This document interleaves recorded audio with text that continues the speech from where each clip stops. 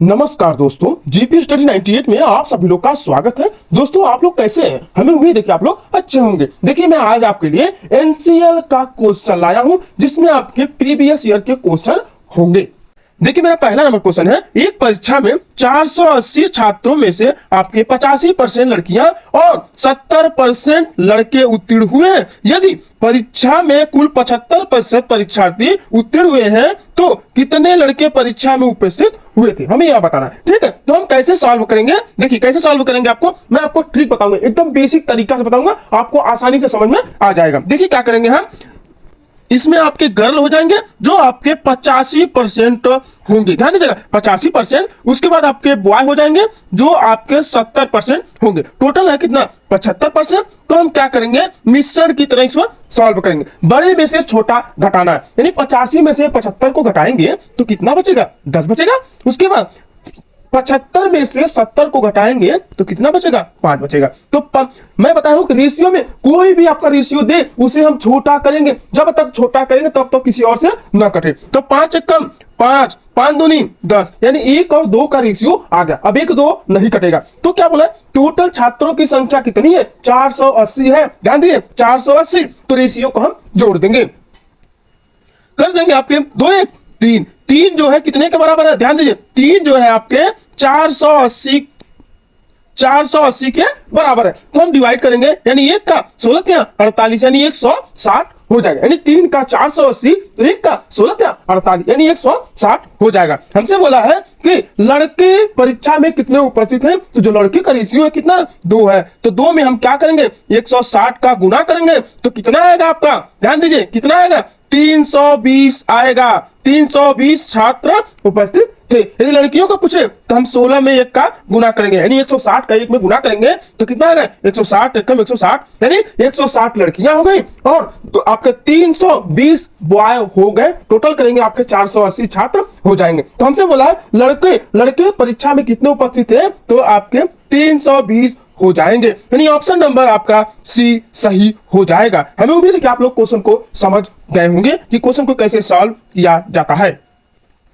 देखिए, अगला number question है, 475 रुपया में हार्ड डिस्क बेचकर एक व्यक्ति को कितना 5% का नुकसान होता है। तो 5% का लाभ पाने के लिए उस व्यक्ति को कितने में हार्ड डिस्क बेचना होगा। देखिए, इस क्वेश्चन को मैं आपको बेसिक तरीका से यानी शॉर्ट ट्रिक में आपको बताऊंगा कि क्वेश्चन को कैसे सॉल्व करना है। देखिए, क्या करेंगे हम, टोटल वाला कितना 475 रुपया में बेच रहा है तो उसे 5% का नुकसान हो रहा है, यानी 5% जो है कितने के बराबर है? ध्यान दीजिए, 475 रुपया के बराबर है, यानी 100% बराबर क्या हो जाएगा?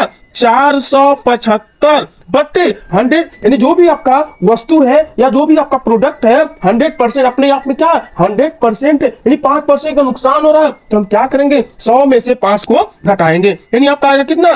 95 गुणे 100 हो जाएगा। अब हम इसे डिवाइड कर देंगे, यानी 19 पचे 95, 19 19 नहीं 38। उसके बाद यहां पर आपका हो जाएगा 95, 19 पचे 95, यानी 25 बटा 5 गुणे 100, यानी 5 एक कम 5, 5 दूनी 10। आपका आएगा कितना? 25 गुणे 20, यानी 5 25 दूनी 50, यानी आपका जाएगा 500। 500 आपका क्या है? उसका मूलधन है।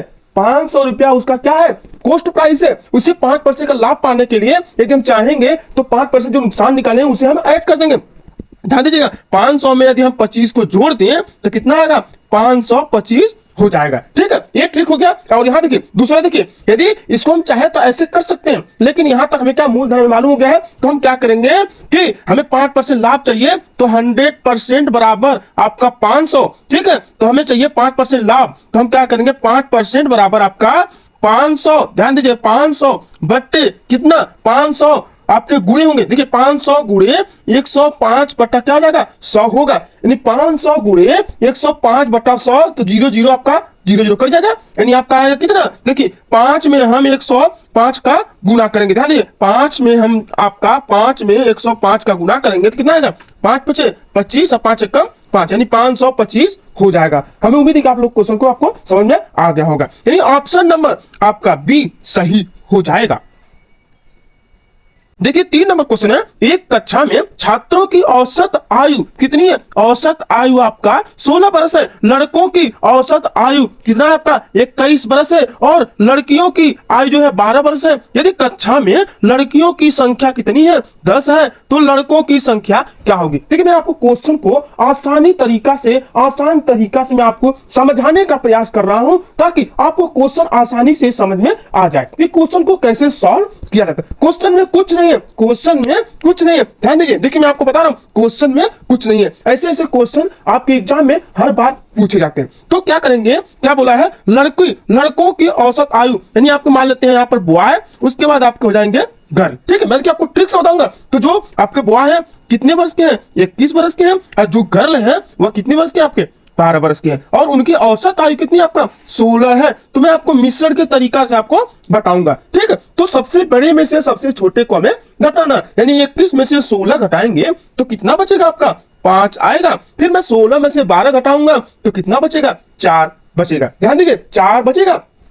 फिर देखिए हम क्या करेंगे, इसमें हमसे बोला है कि लड़कियों की संख्या कितनी है? 10 दिया है। तो लड़कियों की रेशियो कितनी आपका? 5 है। यानी क्या करेंगे, 5 का आपका 10 के बराबर हो जाएगा। 5 जो है 10, यानी लड़कियों की संख्या कितनी है? 10 है। रेशियो कितना? 5 है। तो हम क्या करेंगे, 5 का 10 जाएगा तो 1 का 5 दूनी 10, यानी 1 का 2 हो जाएगा। यानी गुना कर देंगे 5 में हम 2 का गुना जब करेंगे तो आपका कितना आएगा? 5 दूनी 10। देखिए 10 लड़की आ गई। उसके बाद बॉय में गुना करेंगे, यानी 4 में आपका 2 का गुना करेंगे तो कितना आएगा? तो 4 को 8, यानी लड़कों की संख्या कितनी हो जाएगी? 8 हो जाएगी। आप लोग को क्वेश्चन समझ में आ गया होगा। यदि आपको प्रॉब्लम होगी, नहीं समझ में आएगा कोई भी क्वेश्चन, आप हमें कमेंट करके पूछ सकते हैं। यानी ऑप्शन नंबर आपका बी सही हो जाएगा।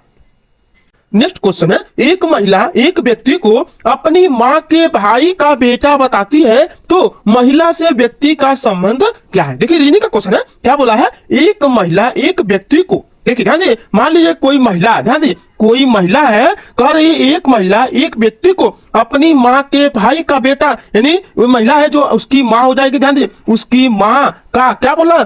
एक महिला एक व्यक्ति को, एक व्यक्ति है जो अपनी माँ के भाई, यानी जो महिला उसकी माँ का क्या हो जाएगा? ये ध्यान दीजिए, ये आपका भाई हो जाएगा। ध्यान दीजिए, भाई हो जाएगा, भाई का बेटा, भाई का क्या हो जाएगा? बेटा। ध्यान दीजिए, भाई का बेटा। ध्यान दीजिए, भाई का जो बेटा होगा तो महिला से किस प्रकार संबंधित होगा? कहने का मतलब क्या है, कोई महिला है जो उसकी माँ के भाई के बेटे, यानी कहने का मतलब क्या है, जो महिला है उसके मामा का क्या हो जाएगा? लड़का हो जाएगा। यानी हमसे बोला है कि महिला से व्यक्ति का संबंध क्या होगा? महिला से व्यक्ति का संबंध क्या होगा? तो आपके ममेरा हो जाएगा। ध्यान दीजिए, तो मामा का लड़का हो जाएगा। यानी ऑप्शन नंबर सी आपका सही हो जाएगा।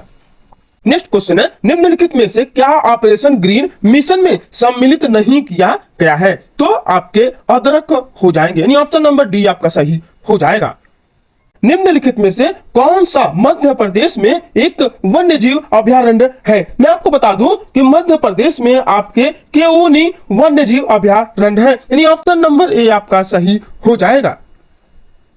अगला नंबर क्वेश्चन है, कोवैक्सीन किसके द्वारा विकसित की गई थी? जो कोवैक्सीन है वह किसके द्वारा विकसित की गई थी? तो मैं आपको बता दूं कि आपका भारत बायोटेक हो जाएगा। यानी ऑप्शन नंबर ए आपका सही हो जाएगा।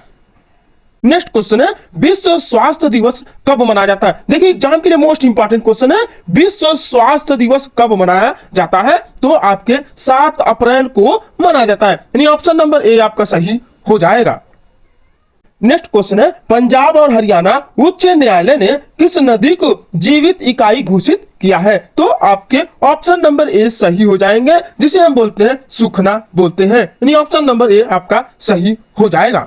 अगला नंबर क्वेश्चन है, ऑपरेशन नमस्ते किस से संबंधित है? जो ऑपरेशन नमस्ते है वह आपका भारतीय सेना से संबंधित है। यानी ऑप्शन नंबर ए आपका सही हो जाएगा।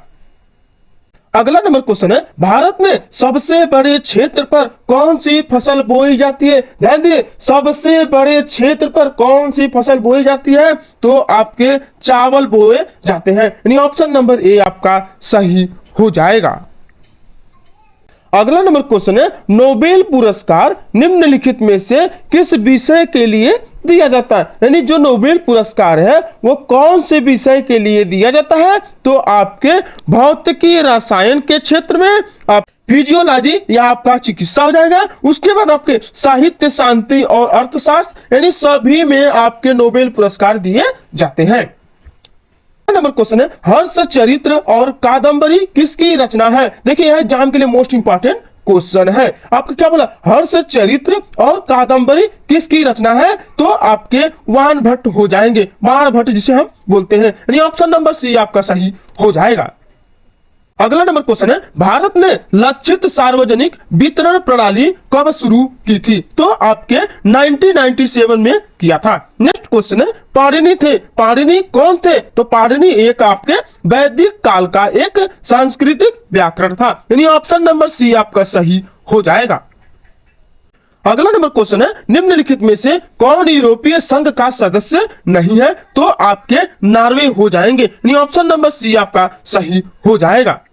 नेक्स्ट क्वेश्चन है किस नदी को दक्षिण की गंगा भी कहा जाता है, जो दक्षिण की गंगा है उसे कौन सी नदी को कहा जाता है, तो आपके कावेरी हो जाएंगे, यानी ऑप्शन नंबर सी आपका सही हो जाएगा। निम्नलिखित में से किस समाचार पत्र की स्थापना महात्मा गांधी जी ने 1903 ईस्वी में दक्षिण अफ्रीका में किया था, तो आपके इंडियन ओपिनियन हो जाएंगे, यानी ऑप्शन नंबर ए आपका सही हो जाएगा, जो एग्जाम के लिए मोस्ट इंपॉर्टेंट क्वेश्चन होगा। अगला नंबर क्वेश्चन है 2017 में किस अंतरिक्ष एजेंसी ने एक मिशन में 104 उपग्रह भेजे थे, तो आपके कौन होंगे, इसरो हो जाएंगे। अगला नंबर क्वेश्चन है निम्नलिखित में से किसने भारत के राष्ट्रपति बनने से पहले भारत रत्न पुरस्कार प्राप्त किया है, भारत रत्न पुरस्कार प्राप्त किया है, तो आपके डॉक्टर जाकिर हुसैन हो जाएंगे, यानी ऑप्शन नंबर सी आपका सही हो जाएगा, जो एग्जाम के लिए मोस्ट इंपॉर्टेंट क्वेश्चन है, जो भारत के राष्ट्रपति बनने से पहले भारत के रत्न पुरस्कार प्राप्त किए थे। अगला नंबर क्वेश्चन है खासी किस राज्य की प्रमुख भाषा है, जो खासी है वह कौन से प्रमुख राज्य की भाषा है, तो आपके कौन हो जाएंगे, मेघालय हो जाएंगे, यानी ऑप्शन नंबर सी आपका सही हो जाएगा। नेक्स्ट क्वेश्चन है माउंट एंटना एक प्रसिद्ध ज्वालामुखी है जो कहां पर स्थित है, तो आपके इटली में स्थित है। अगला नंबर क्वेश्चन है तुंगभद्रा अभयारण्य कहां पर स्थित है। देखिए एग्जाम के लिए मोस्ट इंपॉर्टेंट क्वेश्चन है, तुंगभद्रा अभयारण्य कहां पर स्थित है, तो आपका कर्नाटक में स्थित होगा। देखिए अगला नंबर क्वेश्चन है दी गई श्रृंखला में कौन सी संख्या गलत है, हमें यह बताना है कि कौन सी संख्या गलत है। इस क्वेश्चन को आप कैसे सॉल्व करेंगे, ध्यान दीजिए 1 9 उसके बाद 25 दिया है, उसके बाद आपका 50 है, उसके बाद 81 है, ठीक है। इसमें आप दिमाग लगाइए कि पहले इसमें किया क्या, जोड़ा है, घटाया है, स्क्वायर किया, क्या किया, ठीक है। तो क्वेश्चन को हम देखेंगे, मान लीजिए क्वेश्चन को हम स्क्वायर करते हैं, ठीक है, यानी 1 का स्क्वायर यानी 1 कम 1, ठीक है, फिर 3 का स्क्वायर 3 तरीके 9 हो जाएगा, फिर 5 लेते हैं, 5 का स्क्वायर 5 बचे 25, उसके बाद 5 के बाद क्या आता है 7 आता है, ये विषम संख्या चल रही है, ठीक है, तो 7 का स्क्वायर 7 सकते हैं 49, यहाँ 50, ठीक है, आगे में मिला लेते हैं 9 का स्क्वायर 9 81, देखिए ध्यान दे 9 81 हो गया, यानी जो आपका 50 है वहां पर क्या होना चाहिए 49 होना चाहिए, इसलिए 50 का गलत है, यानी ऑप्शन नंबर आपका सी सही हो जाएगा। हमें उम्मीद है कि आप लोगों को क्वेश्चन समझ में आ गया होगा। रीजनिंग के क्वेश्चन को आपको शांत दिमाग से समझना होगा, क्योंकि रीजनिंग के क्वेश्चन में जोड़ा, घटाया, गुणा, भाग कुछ भी किया जा सकता है। अगला नंबर क्वेश्चन है राम अपने घर से चलना शुरू कर 4 किलोमीटर उत्तर में, फिर 3 किलोमीटर आपके पश्चिम में, फिर 8 किलोमीटर दक्षिण में चलता है, वे अपने घर से कितनी दूरी पर है। देखिए इस क्वेश्चन को कैसे सॉल्व करेंगे, बहुत ही आसान है। देखिए क्या करेंगे, जैसे जैसे बोला है वैसे हम ऐसे सॉल्व करेंगे। देखिए क्या बोला, राम अपने घर से, मान लीजिए यहाँ पर राम है, ठीक है, वह 4 किलोमीटर उत्तर दिशा में चल रहा है, फिर 3 किलोमीटर पश्चिम में चला, फिर 8 किलोमीटर दक्षिण में चला है, 8 किलोमीटर दक्षिण में चला, वे अपने घर से कितनी दूरी पे। ध्यान दीजिए यहां से यहां की दूरी कितनी है 3 है, यहां से यहां 4 चल दिया, तो यहां मेरा 4 बचा कि नहीं बचा, यानी 4 हो गया 3 हो गया, यहां हमें नहीं मालूम है, तो हम क्या करेंगे, एक फार्मूला होता है आपका कर्ण बराबर आपका रूट में आपका लंब होता है, ध्यान दीजिए लंब होता है, लंब का स्क्वायर प्लस आधार का स्क्वायर होता है, ध्यान दीजिए आधार का स्क्वायर होता है, तो हम क्या करेंगे कर्ण बराबर आपका रूट में, ध्यान दीजिए रूट में हम कर लेंगे क्या, आपका मान लीजिए 4 का स्क्वायर, ध्यान दीजिए 4 का स्क्वायर प्लस 3 का स्क्वायर, ध्यान दीजिए 3 का स्क्वायर, 4 चौक को 16, 3 तरीके 9 बराबर रूट में कितना आएगा 16 9 25, तो फिर हम स्क्वायर को हटाएंगे, कड़ी को हटाएंगे तो कितना बचेगा, 5 बचेगा। यानी आपके हो जाएंगे 5 किलोमीटर दूरी पर है। यानी ऑप्शन नंबर सी आपका सही हो जाएगा। अगला नंबर क्वेश्चन है, निम्नलिखित में से सबसे छोटी संख्या चुनिए। यानी हमें सबसे छोटी संख्या बतानी है, तो आपके 0.33 हो जाएंगे। यानी 0.33 होगा जो सबसे छोटी संख्या होगी। क्वेश्चन है, स्पुतनिक भी क्या है? जो स्पुतनिक भी है वह क्या है? तो मैं आपको बता दूं, यह आपका कोरोना वायरस वैक्सीन होगा। यानी ऑप्शन नंबर ए आपका सही हो जाएगा। जो कोरोना वायरस वैक्सीन है आपका स्पुतनिक भी है। अगला नंबर क्वेश्चन है, गटर के संत के रूप में किसे जाना जाता है? जो गटर के संत है वह कौन है? तो मैं आपको बता दूं कि आपका मदर टेरेसा हो जाएगा।